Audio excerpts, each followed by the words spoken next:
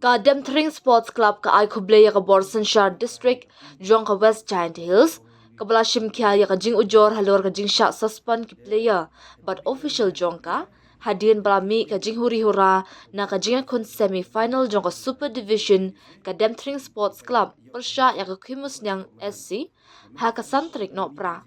Chairman ka Demthring Sports Club ma Quincy Ringklem habakren shakilat ptai kubor hak arpulai trik no pra. Ulapun pa ko jing kublaya ka Borsenshire District kabala pensangye ya ka jinga kun final kabatmu banlong menta ka singi ka arpulai trik no pra na ka benta ban pelong ya ka jing token halor ka jing sha suspend ki player but official jong ka Demthring Sports Club.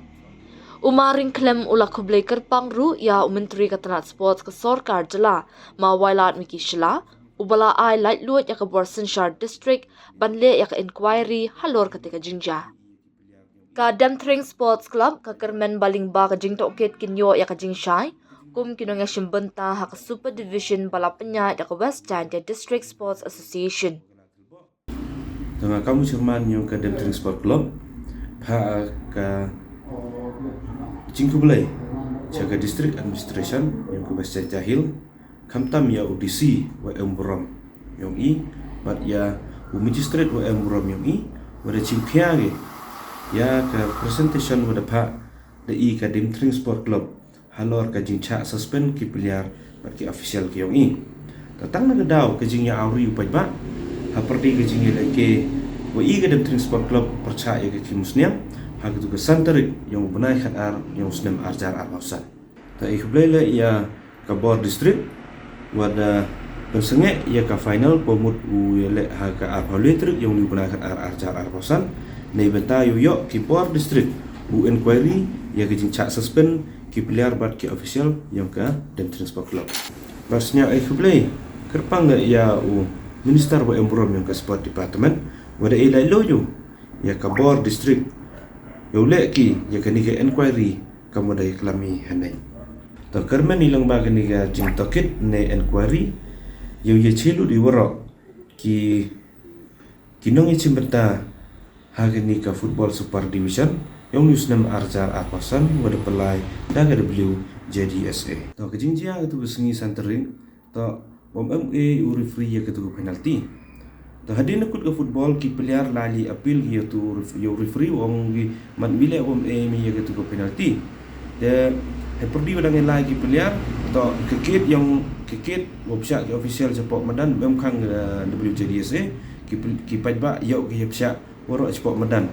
dan men psha support medan mi ke jing auri aura itu to ya ketu ke jing auri aura da da penjam dan penjajai ka deki